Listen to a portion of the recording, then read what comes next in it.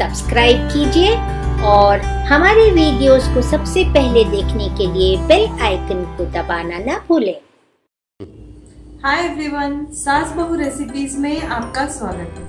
आज हम बना रहे हैं एक बहुत ही फेमस और टेस्टी डेजर्ट रेसिपी और वो है फ्रूट क्रीम डेजर्ट। ये हैदराबाद की स्पेशलिटी है और हैदराबाद की शादियों में इसे लोग बहुत ही शौक से खाते हैं। ये इतनी टेस्टी रेसिपी है कि इसे अगर आप एक बार खाएंगे तो बार बार खाना पसंद करेंगे।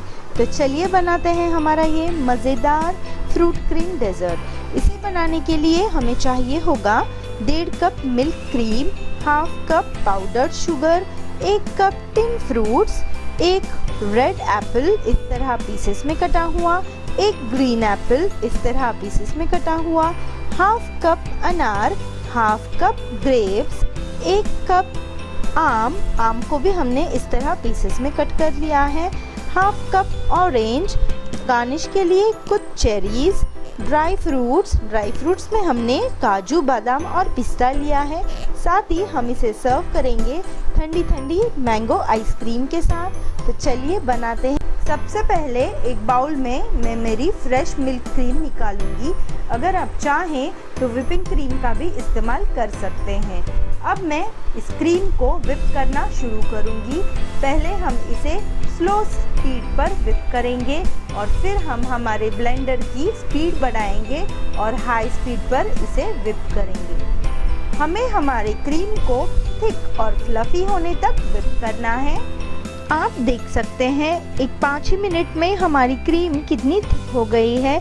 अब इस पॉइंट पर ऐड करेंगे हम हमारी पाउडर्ड शुगर और एक 3 से 4 मिनट के लिए इसे और ब्लेंड करेंगे ताकि हमारी पाउडर्ड शुगर पूरी तरह पिघल जाए। अब 5 मिनट बाद आप देख सकते हैं हमारी क्रीम परफेक्टली व्हिप हो चुकी है और हमारी शक्कर भी पूरी तरह पिघल गई है। तो अब हम इसमें ऐड करेंगे हमारे फ्रूट्स।